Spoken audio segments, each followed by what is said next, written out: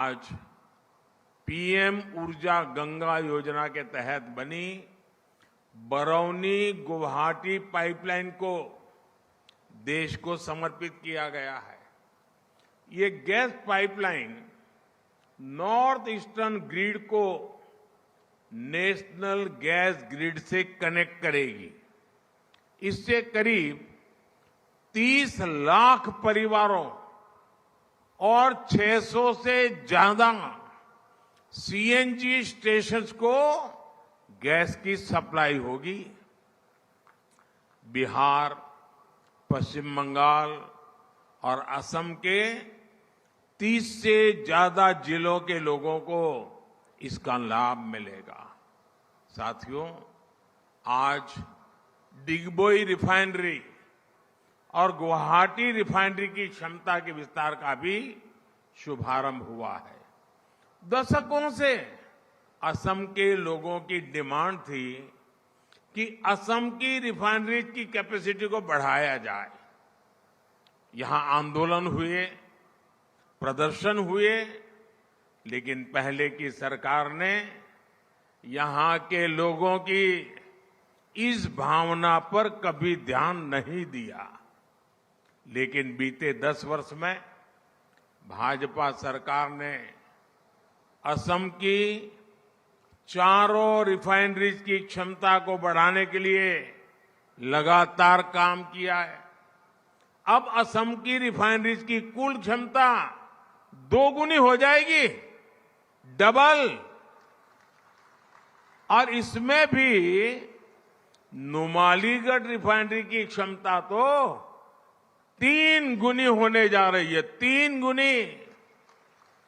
जब किसी क्षेत्र का विकास का मजबूत इरादा हो तो काम भी मजबूती से और तेज गति से होते हैं।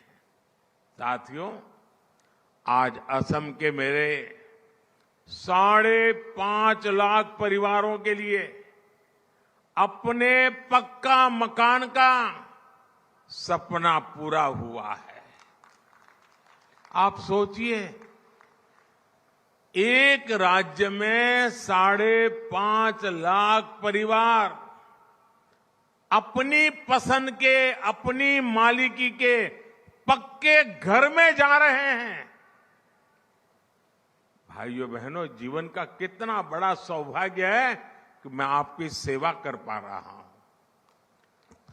भाइयों बहनों, कांग्रेस की सरकारों के समय, उस समय जहां लोग एक एक घर के लिए तरसते थे, वहीं हमारी सरकार एक एक दिन में, आप देख रहे हैं अकेले आसाम में 5.5 लाख गरीबों को दे रही है।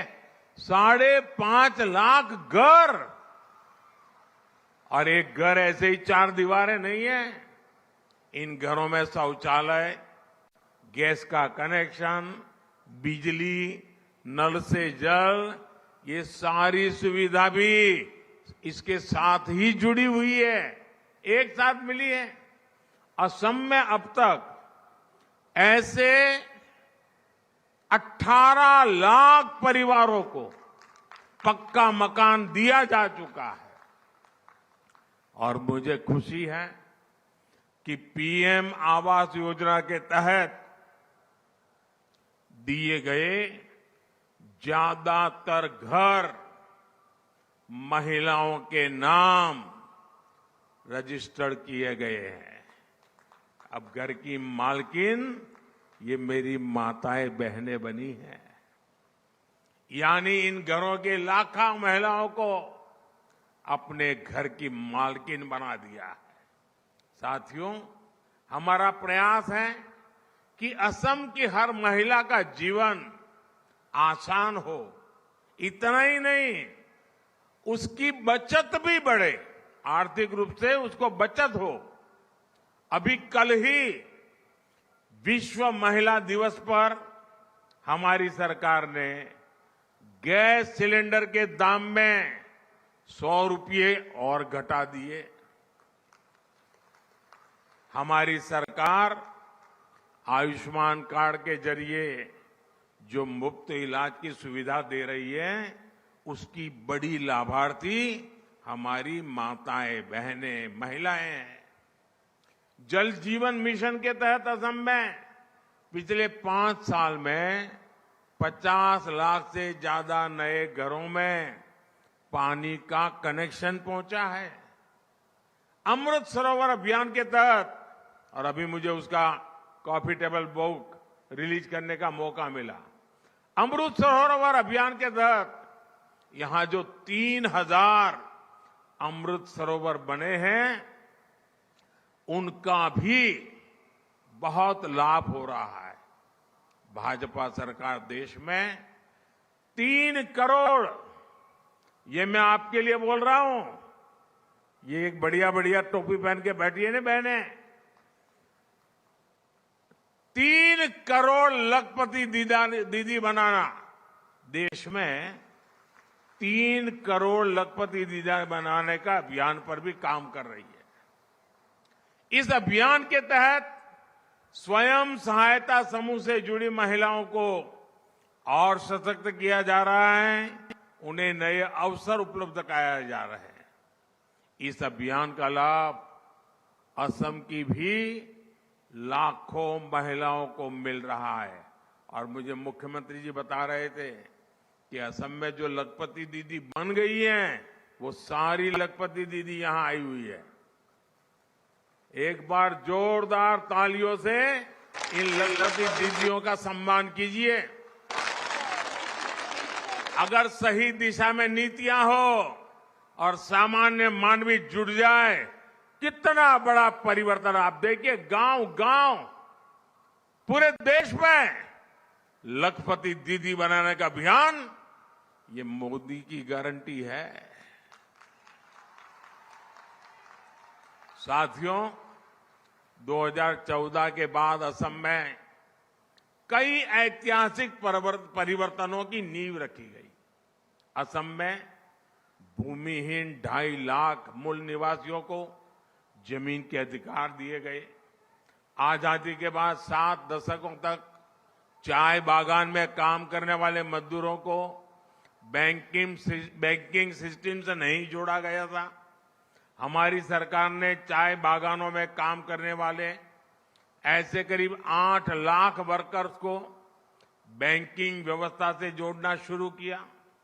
बैंकिंग व्यवस्था से जोड़ने का मतलब है कि उन वर्कर्स को सरकारी योजनाओं की मदद भी पहुंचने लगी है। जो लोग सरकार के आर्थिक लाभ पाने के पात्र थे, उनके हक का पैसा सीधे बैंक खाते में पहुंचने लगा।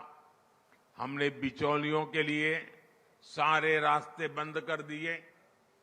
गरीब को पहली बार लगा है कि उनकी सुनने वाली कोई सरकार है, और वो भाजपा सरकार है। साथियों, विकसित भारत का संकल्प पूरा करने के लिए नॉर्थ ईस्ट का विकास जरूरी है। कांग्रेस के लंबे शासनकाल में नॉर्थ ईस्ट को दशकों तक सरकार की उपेक्षा सहनी पड़ी है। विकास की कई परियोजनाओं का शिलान्यास करके फोटो खिंचवा ली, लोगों को गुमराह कर दिया और फिर भाग गए, हाथ खींच लिए। लेकिन मोदी पूरे नॉर्थ ईस्ट को अपना परिवार मानता है। इसलिए हमने उन प्रोजेक्ट को भी पूरा करने पर फोकस किया जिन्हें वर्षों से लटकाया जा रहा था, कागज पर लिख करके छोड़ दिया गया था। भाजपा सरकार ने सराय घाट पर दूसरे ब्रिज, ढोला सदिया ब्रिज और बोगीबील ब्रिज का काम पूरा कर उन्हें देश की सेवा में समर्पित किया। हमारी सरकार के दौरान ही बराक घाटी तक ब्रॉडगेज रेल कनेक्टिविटी का विस्तार हुआ। 2014 के बाद यहां विकास को गति देने वाले कई प्रोजेक्ट शुरू हुए। जोगी धोपा में मल्टी मॉडल लॉजिस्टिक पार्क का निर्माण शुरू हुआ। ब्रह्मपुत्र नदी पर 2 नए पुल बनाने को मंजूरी मिली। 2014 तक असम में सिर्फ एक नेशनल वाटरवे था। आज उत्तर पूर्व में 18 नेशनल वाटरवेज हैं। इंफ्रास्ट्रक्चर के इस विकास के नई औद्योगिक संभावनाएं पैदा हुई। हमारी सरकार ने नॉर्थ ईस्ट के इंडस्ट्रियल इकोसिस्टम को मजबूत बनाने के लिए उन्नति योजना को नए स्वरूप में इसका और विस्तार करते हुए मंजूरी दी है। सरकार ने असम के जूट किसानों के लिए भी एक बहुत बड़ा फैसला लिया है। कैबिनेट ने इस वर्ष जूट के लिए एमएसपी प्रति क्विंटल 285 रुपये 285 रुपये बढ़ा दी है। अब जूट किसानों को प्रति क्विंटल 5,335 रुपये मिलेंगे। साथियों, मेरे इन प्रयासों के बीच हमारे विरोधी क्या कर रहे हैं? देश को गुमराह करने वाले क्या कर रहे हैं? मोदी को गाली देने वाली कांग्रेस और उसके दोस्तों ने आजकल कहना शुरू किया है कि मोदी का परिवार नहीं है। उनकी गाली के जवाब में पूरा देश खड़ा हो गया है। पूरा देश कह रहा है कि मैं हूं मोदी का परिवार, मैं हूं मैं हूं मैं हूं मैं हूं मैं हूं ये है प्यार, ये है आशीर्वाद। देश का ये प्यार मोदी को इसलिए मिलता है क्योंकि मोदी ने 140 करोड़ देशवासियों को सिर्फ अपना परिवार ही नहीं माना, बल्कि उनकी दिन रात सेवा भी कर रहा है। आज का ये आयोजन भी इसी का प्रतिबिंब है। मैं एक बार फिर आप सबको इतने बड़ी विशाल संख्या में आने के लिए शुभकामनाएं, धन्यवाद। और इतने बड़ी मात्रा में विकास कार्यों के लिए मैं बहुत बहुत बधाई देता हूं। दोनों हाथ ऊपर करके मेरे साथ बोलिए, भारत माता की। आवाज पूरे नॉर्थ ईस्ट में जानी चाहिए आज। भारत माता की, भारत माता की। ये लखपति दीदी की आवाज तो और तेज होनी चाहिए। भारत माता की, भारत माता की, भारत माता की। बहुत बहुत धन्यवाद। तो पीएम नरेंद्र मोदी को आप सुन रहे थे। पिछली सरकार